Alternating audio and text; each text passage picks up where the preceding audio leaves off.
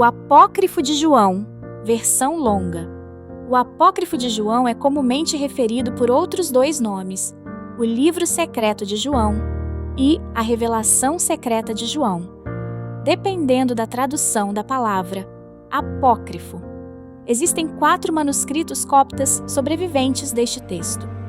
2 versões mais curtas encontradas no Códice de Berlim e no Códice 3 de Nag Hammadi, e 2 versões mais longas encontradas no Códice 2 e no Códice 4 de Nag Hammadi. Esta tradução, preparada pelo Dr. Wisse para o projeto da Biblioteca Copta Gnóstica, utiliza os 4 manuscritos para produzir um texto único. Curta e se inscreva no canal Acervo da Alma. Sua contribuição é de suma importância para a visibilidade do canal. O ensinamento do Salvador, a revelação dos mistérios, das coisas escondidas no silêncio, e também as coisas que ele ensinou a João, seu discípulo. E aconteceu um dia, quando João, irmão de Tiago, que são os filhos de Zebedeu, ele havia subido ao templo, e um fariseu chamado Arimanes o aproximou e disse: "Onde está seu mestre a quem você seguia?" E João respondeu: "Ele retornou para o lugar de onde ele veio." O fariseu disse a ele: "Este Nazareno os enganou com ilusão. Ele encheu suas orelhas com mentiras, fechou seus corações e desviou vocês das tradições dos seus pais." Quando eu, João, ouvi estas coisas, eu abandonei o templo e fui para um lugar deserto. E eu fiquei muito angustiado em meu coração, dizendo: "Como então o Salvador foi escolhido? Por que ele foi enviado ao mundo pelo pai dele? Quem é o pai dele que o enviou? De que tipo é aquele aeon para o qual nós deveremos ir? Pois o que ele quis dizer quando ele nos falou, este aeon para o qual vocês irão, é do tipo de aeon imperecível. Mas ele não nos ensinou sobre este último." Enquanto eu estava contemplando estas coisas, imediatamente, veja, os céus se abriram. E a criação que está abaixo de todos os céus brilhou, o mundo inteiro estremeceu. Eu tive medo, no entanto. Veja, na luz eu vi uma criança que ficou diante de mim. Enquanto eu observava, ele se tornou um homem velho. E ele mudou sua aparência novamente, se tornando um jovem. Não eram vários diante de mim, mas sim uma aparência com múltiplas formas na luz. E uma aparência surgia através da outra. A aparência tinha 3 formas. Ele me disse: "João, João, por que você duvida? Ou por que você está assustado? Esta imagem não é estranha para você, é? Portanto, não seja medroso. Eu sou aquele que está com vocês sempre. Eu sou o pai, eu sou a mãe, eu sou o filho. Eu sou o inviolado e impoluto.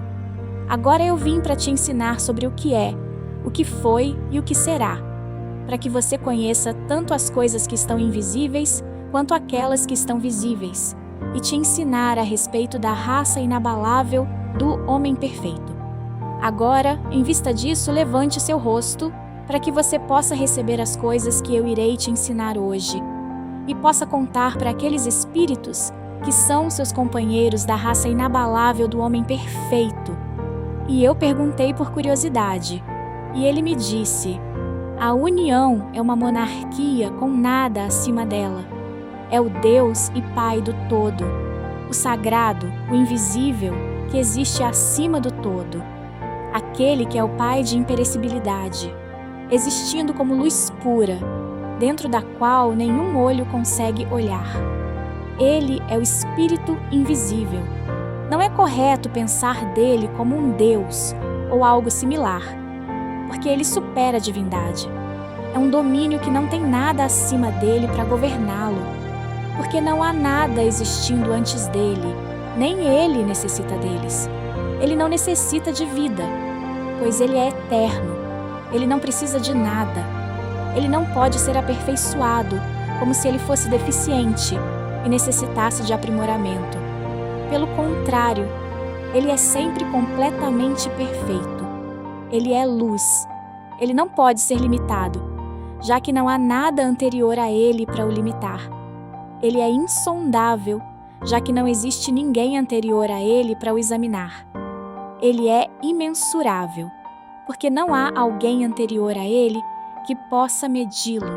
Ele é invisível, já que ninguém é capaz de visioná-lo. Ele é uma eternidade, existindo eternamente. Ele é inefável, já que ninguém foi capaz de compreendê-lo para falar sobre ele. Ele é inominável, já que não há ninguém anterior a ele para dar-lhe um nome. Ele é luz imensurável, o puro, que é sagrado e impoluto. Ele é inefável, sendo incorruptivelmente perfeito. Ele não é perfeição, nem bem-aventurança, nem divindade, pois ele é algo muito superior a estes.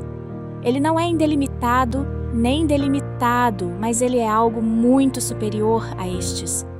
Ele não é corpóreo, nem incorpóreo. Ele não é grande, nem pequeno. Ele não é uma quantidade.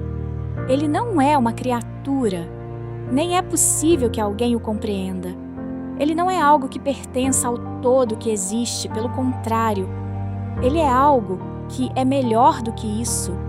Não que ele seja simplesmente superior, como se ele fosse comparável aos outros, mas ele é algo que pertence a si próprio.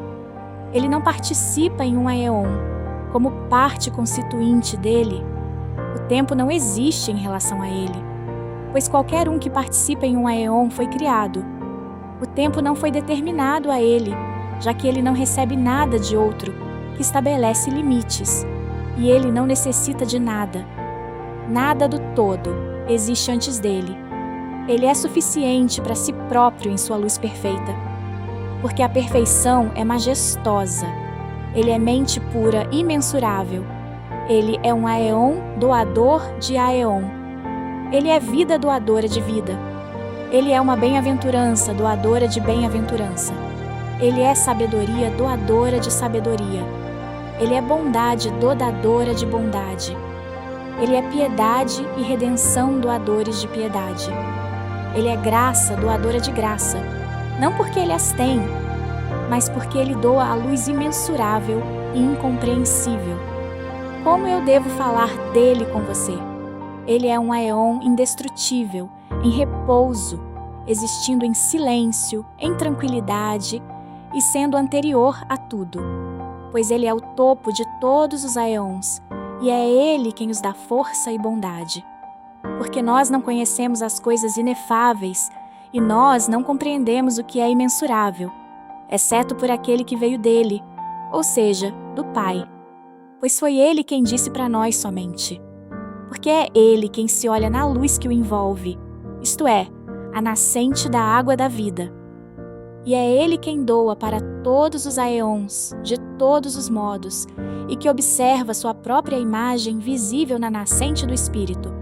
É ele quem coloca sua vontade na fonte da água luz pura que o envolve. E seu pensamento teve uma ação, e ela surgiu, ou seja, aquela que tinha aparecido diante dele no brilho da sua luz.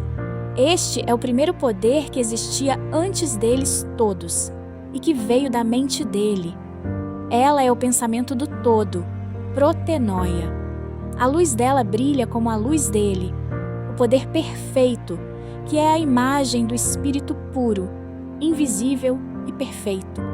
É o primeiro poder, a glória de Barbelo, a glória perfeita nos aeons, a glória da revelação.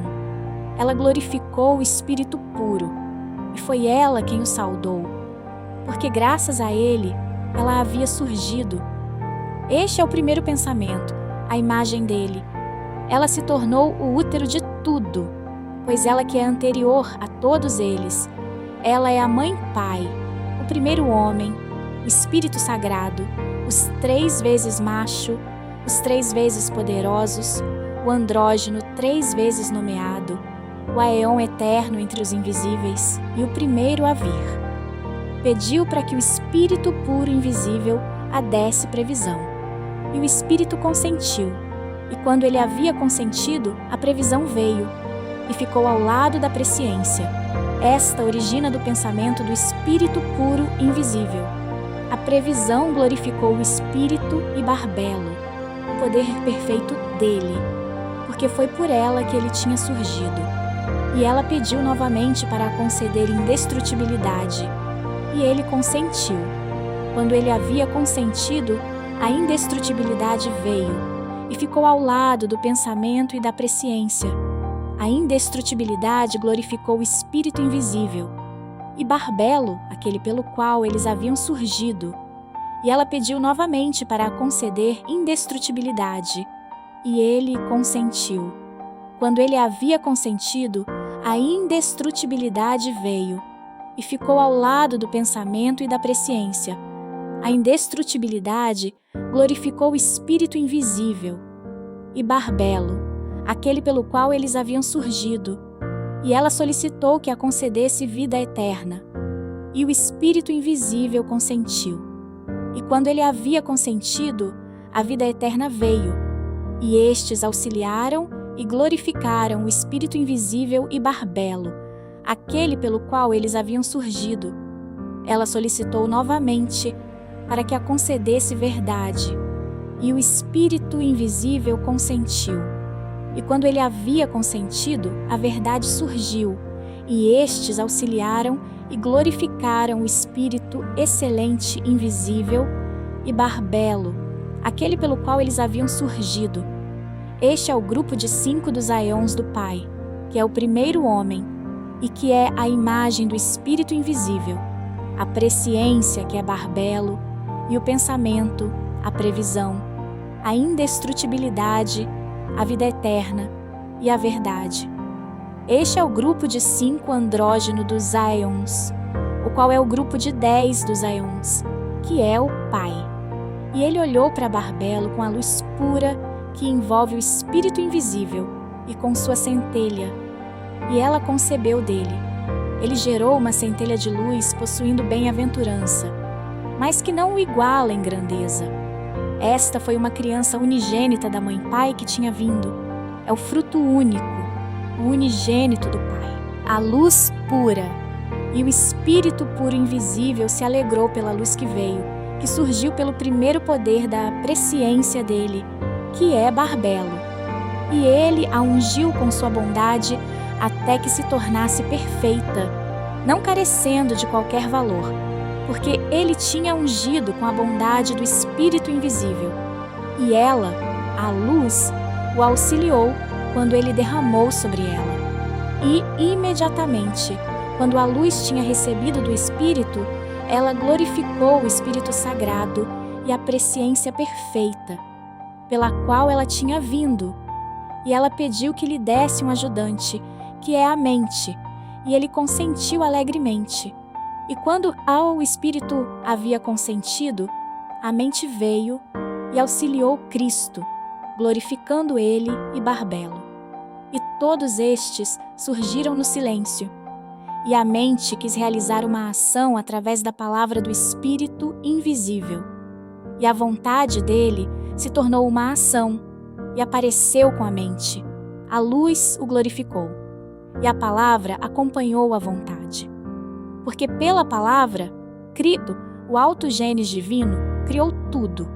A vida eterna, a vontade dele, a mente e a previsão serviram e glorificaram o Espírito invisível e Barbelo, pelos quais eles haviam surgido. E o Espírito Sagrado completou o autogênes divino, que é o Filho dele, junto com Barbelo, para que ele pudesse auxiliar o Espírito puro, invisível e poderoso, como o autogênes divino, o Cristo, a quem ele havia reverenciado com uma voz poderosa. Ele veio pela presciência, e o Espírito puro invisível colocou o autogênes divino de honestidade acima de tudo, e submeteu a ele toda a autoridade e a verdade que ele possui, para que ele conheça o todo, que foi aclamado com um nome exaltado acima de todos os nomes, porque esse nome será mencionado para aqueles que são dignos dele. Pois pela luz que é Cristo e a indestrutibilidade, através da dádiva do Espírito, as 4 luzes apareceram do autogênes divino. Ele esperou que eles o assistissem, e os 3 são vontade, pensamento e vida. E os 4 poderes são compreensão, graça, percepção e prudência. E a graça pertence ao Aeon Luz Armozel, que é o anjo de luz no primeiro Aeon. E há 3 outros Aeons com este Aeon: graça, verdade e forma. E a segunda luz é Oriel, que foi colocado sobre o segundo Aeon. E há 3 outros Aeons com ele: concepção, percepção e memória. E a terceira luz é Daveitai, que foi colocado sobre o terceiro Aeon. E há 3 outros Aeons com ele: compreensão, amor e ideia. E o quarto Aeon foi colocado sobre a quarta luz Elelet. E há 3 outros Aeons com ele: perfeição, paz e sabedoria. Estas são as 4 luzes que assistem o autogênes divino. E estes são os 12 Aeons eternos que assistem o Filho do Poderoso, o autogênes, o Cristo, através da vontade e da dádiva do Espírito Invisível. E os 12 Aeons pertencem ao Filho do autogênes. E todas as coisas foram estabelecidas pela vontade do Espírito Sagrado, através do autogênes. E pela previsão da mente perfeita, através da revelação da vontade do Espírito Invisível e da vontade do autogênes, o homem perfeito apareceu, a primeira revelação e a verdade. É ele quem o Espírito Puro chamou de Pigera Adamas, e ele o colocou sobre o primeiro Aeon com o poderoso, o autogênes, o Cristo, ao lado da primeira luz de Armozel. E com ele estão seus poderes, e o invisível lhe deu um poder mental imbatível. E ele falou, glorificou, e saudou o Espírito Invisível, dizendo: foi por ti que tudo surgiu, e tudo retornará para ti. Eu saudarei e glorificarei a ti, o autogênes, e os Aeons, os 3, o Pai, a Mãe e o Filho, o poder perfeito. E ele, Adamas, colocou o filho dele, Seth, sobre o segundo Aeon, na presença da segunda luz Oriel. E no terceiro Aeon, a semente de Seth foi colocada sobre a terceira luz da Veitai. E as almas dos santos foram colocadas lá. E no quarto Aeon, foram colocadas as almas daqueles que não conhecem o pleroma, e também aqueles que não se arrependeram imediatamente, mas que persistiram por um tempo e se arrependeram depois. Eles estão ao lado da quarta luz Elelet. Estas são criaturas que glorificam o Espírito Invisível. E a Sofia da Epinóia, sendo um Aeon, concebeu um pensamento dela mesma pela concepção do Espírito Invisível e pela previsão. Ela queria produzir reinos por conta própria, sem o consentimento do Espírito. Ele não havia aprovado, sem o cônjuge dela e sem a apreciação dele.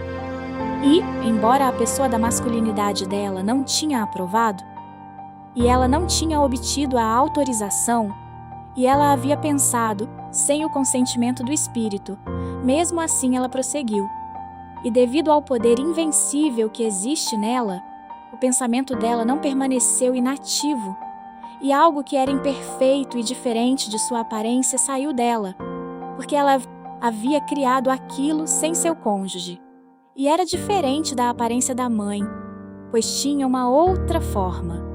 E quando ela viu as consequências do seu desejo, aquilo se transformou numa serpente com cabeça de leão. E os olhos dele eram como chamas com clarão. Ela o lançou para fora dela, para fora daquele lugar, para que nenhum dos imortais o visse, porque ela o havia criado em ignorância. E ela o rodeou com uma nuvem luminosa, e ela colocou um trono no meio da nuvem, para que ninguém visse, exceto pelo Espírito Sagrado, que é chamado a Mãe dos Vivos, e ela o nomeou Yaldabaoth. Este é o primeiro arconte que tomou um grande poder da mãe dele.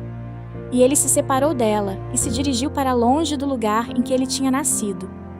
Ele ficou forte e criou para si outros Aeons, com uma chama de fogo luminoso que ainda existe hoje. E ele se juntou com a arrogância que existe nele e gerou autoridades para si. O nome do primeiro é Atote, a quem as gerações chamam de o ceifeiro.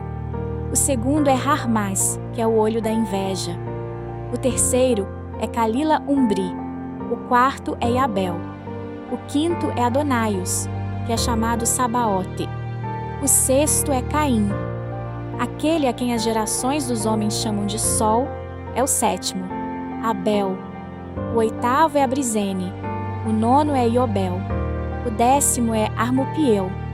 O 11º é Melseir Adoneim.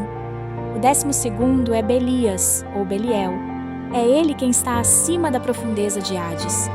E ele colocou 7 reis, cada um correspondente aos firmamentos do céu, sobre os 7 céus, e 5 sobre as profundezas do abismo, para que eles reinem. E ele compartilhou seu fogo com eles, mas ele não emitiu do poder da luz que ele havia tomado de sua mãe, porque ele é escuridão ignorante. E quando a luz havia se misturado com a escuridão, ela fez aquela escuridão brilhar. E quando aquela escuridão havia se misturado com a luz, ela escureceu a luz, e não ficou nem claro nem escuro, mas ficou uma penumbra. Agora o arconte, que é penumbra, tem 3 nomes. O primeiro é Yaldabaote, o segundo é Saclas, e o terceiro é Samael. E ele é ímpio em sua arrogância, porque ele disse: Eu sou Deus, e não há outro Deus além de mim, pois ele é ignorante da força dele e do lugar de onde ele veio. E os arcontes criaram 7 poderes para eles mesmos, e os poderes criaram para si 6 anjos cada um, até se tornarem 365 anjos. Estes são os nomes das autoridades com seus corpos. O primeiro é Atote, e ele tem um rosto de ovelha. O segundo é Eloaiô, ele tem um rosto de burro. O terceiro é Astafaios, ele tem um rosto de hiena. O quarto é Iau, ele tem um rosto de dragão com 7 cabeças. O quinto é Sabaote, ele tem um rosto de serpente, Naja. O sexto é Adonim, ele tem um rosto de macaco. O sétimo é Sabede, ele tem um rosto de fogo brilhante. Estes são os 7 da semana. Mas Yaldabaote tem muitas faces, mais do que todos eles, para que ele pudesse por uma face diante deles, quando ele desejasse, quando ele está no meio dos serafins. Ele compartilhou seu fogo com eles, por isso ele se tornou senhor sobre eles. Por causa da glória e do poder que ele possuía da luz da mãe dele, ele se chamou Deus. E ele não respeitou o lugar de onde ele veio. Ele uniu os 7 poderes no seu pensamento com as autoridades que estavam com ele. E quando ele falou, aconteceu. E ele nomeou cada poder, começando pelo mais alto. Bondade, com a primeira autoridade, Atote. Previsão, com o segundo, Eloaio. Divindade, com o terceiro, Astafaio. Senhoria, com o quarto, Iau. Reino, com o quinto, Sabaote. Inveja, com o sexto, Adoneim. Compreensão, com o sétimo, Sabation. E estes têm um firmamento correspondente a cada aeon céu. Eles foram nomeados de acordo com a glória que pertence ao 8º céu, para a destruição dos poderes. E havia poder nos nomes, que foram dados a eles pelo seu originador. Mas os nomes que foram dados a eles, de acordo com a glória que pertence ao 8º céu, significam para eles destruição e impotência. Portanto, eles têm 2 nomes. E tendo criado tudo, ele organizou de acordo com o modelo dos primeiros aeons que tinham surgido, para que ele pudesse criá-los como aqueles indestrutíveis. Não porque ele tinha visto aqueles indestrutíveis, mas o poder dentro dele, que ele tinha tomado de sua mãe, produziu nele a aparência do cosmos. E quando ele viu a criação que o rodeava e a multidão dos anjos em sua volta que tinha vindo através dele, ele disse para eles: Eu sou um Deus ciumento, e não há outro Deus além de mim. Mas anunciando isto, ele indicou aos anjos que o servem que existe outro Deus. Porque se não houvesse outro, De quem ele teria ciúmes? Então a mãe começou a se mover para lá e para cá. Ela percebeu a deficiência quando o brilho da luz dela diminuiu. E ela ficou escura, porque seu cônjuge não havia concordado com ela. E eu disse: Senhor, o que significa ela se moveu para lá e para cá? Mas ele sorriu e disse: Não pense que é como Moisés falou, sobre as águas. Não, mas quando ela havia visto a perversidade que tinha ocorrido e o roubo que o filho dela tinha cometido, ela se arrependeu. E ela foi dominada pelo esquecimento da escuridão da ignorância, e ela começou a ficar envergonhada. E ela não ousou retornar, mas ela estava circulando. E a movimentação é o ir para lá e para cá. E aquele arrogante tomou paposeio, um poder da mãe dele, porque ele era ignorante, pensando que não havia outro além da mãe dele.